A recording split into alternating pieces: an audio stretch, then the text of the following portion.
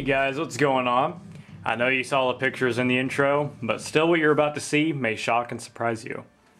Today I'm going to be doing a review of the Cold Steel Rajah III. I know this is, like I said, going to be a shock to a lot of you guys because I don't review many cold steel knives. Not many of them appeal to me whatsoever, especially not recurve blades. You guys know I'm not a huge fan of the recurve blade design, but this knife really struck me. This knife really, there's something about it that I just found really, really sexy looking, and I had to have it. So I found this for $46 shipped on Amazon. Not a bad price. It's about, going rate for this knife. Had to pick it up. So I heard a lot of good things about it through my buddy Red Gladius here on YouTube. Check out his review if you have not seen it already. Link will be in the description. So, especially after seeing that, I was a fan. And as you saw here again by the pictures in the intro to this video, this knife is very capable. And I wanted a knife that I could carry with me when I went out to the woods, a pocket knife that could serve in a bushcraft role. And that's this knife. So, a few pros, a few cons. I'm going to get to them all in this review. First of all, the handle is constructed of a material Cold Steel calls grivery, or grivery, however you want to pronounce it. And it's just a fiberglass reinforced nylon. It's just like FRN used in Spyderco knives. But it is a little bit stronger in my opinion. It feels a little bit tougher. Like there's a little bit more fiberglass in it than nylon. So it does feel nice. The texture on there, I call it like a stippled texture. It does offer some nice traction. And you do have some little smooth portions right there for where your fingers are going to rest, which is pretty nice actually. So very nice. Pocket clip, absolutely awful. I hate it. I'm just going to get that out of the way. Very cheaply painted, and it's just too small for this knife. That pocket clip is way too small for this knife, in my opinion. Not a lot of surface area that is actually on your pocket, so this knife wiggles around in your pocket a lot, and as you see by the scuffs, I had to put this in a vise and bend the clip back because that little forward swoop was pointing down. So I couldn't even get this pocket clip on my pocket when I got it out of the box. So absolutely terrible. I don't know why Cold Steel does that, but whatever. Hate it. What can you do? It is reversible from left to right hand carry. Actually, it's not even reversible. They ship you 2 clips instead of just making a straight design. For some reason, they give you 2. I don't get it, but anyway. So you can carry this knife left to right-handed, tip up only, which I prefer, so that's okay. Plus, it's a part of the design, but I'll get to that here in a little bit. You do get a nice sized lanyard hole, which I like. I don't put lanyards on a lot of my knives, but I would actually consider one for this knife, because like I said, if I'm doing bushcraft with it, I want a lanyard. So they do give you a nice sized lanyard hole for that. So that is very nice. I do like that. And the handle overall is just very nice. I really like it. There's a lot of screws you have to deal with if you're going to take this knife apart. But, what can you do? The knife, by the way, it also has nested steel liners or aluminum. Can't remember which. I'll annotate it. So it does offer a lot of added strength to this knife, which in this design I believe is necessary. In a lot of knives it's not. I believe it's necessary in this design, and I like having it.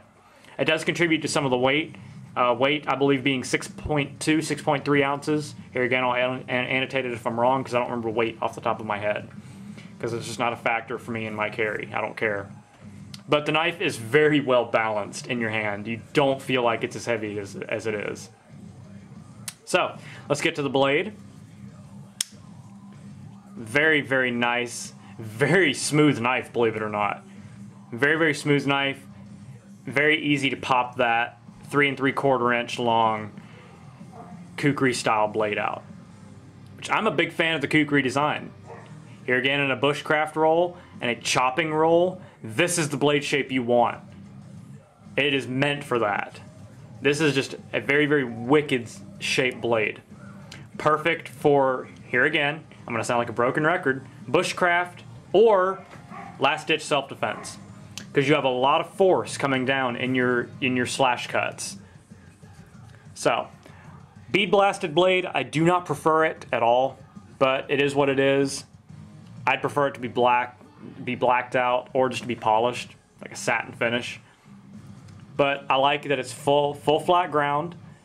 Here again, great for batoning. And this is the Rajah III, which is the smallest in the Rajah series. Opposite side, cold steel Taiwan. Initial sharpness, this knife came razor sharp, as do most cold steels in my experience. Very sharp. I mean, I was very impressed with it. And it is hard to sharpen, but with a Spyderco Sharp Maker, it's possible. And with a little bit of practice, you can easily touch this knife up. I might do a video on that in the future. For opening method, you have a thumb plate, which is something new Cold Steel is doing. They're doing it on most of their knives, most of their 2011 knives. It is removable. You clean up under it, whatever you need to do. If you just don't like it, you can take it off. You do have some jimping, I guess that's what they're attempting, on either side. Offers no traction when opening the knife, because if you think about it, you're opening it this way, so it really doesn't offer anything. But really, it takes some getting used to, because I'm used to having a thumb stud like right about here. And the thumb plate's pretty far away from the handle. But with a little wrist action, you can pop the blade out, no problem whatsoever. It just takes some getting used to. But I actually don't mind the thumb plate whatsoever. The thumb plate is raised a little bit. You can actually wave this knife out of your pocket. I'll do some videos of that in the future. Or also check out Red Gladius's video. He demonstrates it in his review. Now, do I recommend it? Not really, because it's not an absolute 100% every time opening method. I like to keep my opening methods consistent, because if I have to use my blade under stress, I want to know it's going to come out when I want it out. This isn't a 100% method. Maybe it is if you practice a lot, but there's a lot of variables involved. This knife doesn't pop out when you more or less draw it back out of your pocket like it would on a tie light. It's more of a directly vertical out of your pocket, and it will catch. Like I said, it's not a 100% happens every time deal. So, that being said, just take some practice. It can be done though. Handle design and ergonomics, very impressive. You have a very deep finger choil right here, coming out into a flare right there for your pinky. Really locks your hand in. This knife just feels so solid in your hand, not slipping out. No thumb ramp or jimping up top. You just have the thumb plate to rest on, which isn't bad. You get adequate control. You can bring your hand up here if you want for added control, but it just feels so good in the hand. Reverse grip feels really nice too. You have a little flat spot right there for your thumb to rest. Here again, in a defensive roll, that comes in handy. And I do have larger hands. I wear a large to extra large glove, and you do have some right there to impact with if need be. It does kind of come to a little triangular point there for you to strike. Nice little palm swell right there. The thing that I did find though when chopping with this knife under hard use, the inside of the handle edges, the grivery portion, is kind of sharp. So I would recommend sanding those down, beveling them. Just sanding the inside of that out to make it a little bit more comfortable. That's just my recommendation anyway. As for the lock, as most of you know, it has the Cold Steel famous triad locking system. It's a lock-back design, but instead of the tang of the blade coming in direct contact with the lock bar, you have the spine of the blade coming in contact with a steel stop pin, and then the lock engaging in the opposite side of the tang of the blade, as you see by that. There are diagrams online. Check it out on the Cold Steel website on how this really works, but it is the strongest, in my opinion, locking system on a folding knife out today. It is incredible. And after all the chopping that I did to chop down that tree, which is about that big around, this knife has absolutely no up and down play whatsoever, or side to side. So that is incredible, in my opinion. This knife really took some abuse. Like I said, none. So that's incredible. This knife had a little bit of up and down play when I first got it. It seemed to have worked itself out. I don't know. Maybe it's just my imagination. And I'm sure this will have some up and down play over time. Every lockback knife I've ever had has up and down play. But, you know, that's just part of the design. This knife is not going to fail on you. It's just not. Ton of test videos out there on this knife. To get a good size comparison, because I know it looks big, and it's actually smaller than I thought, which I don't care. Here it is next to the Paramilitary 2. Just line them up handle to handle. So, it is a little bit bigger than the Paramilitary 2. Overall length, I mean, I told you the blade was 3 3/4 inches. I mean, it's about an 8-inch overall knife. Like I said, it just feels so good in the hand.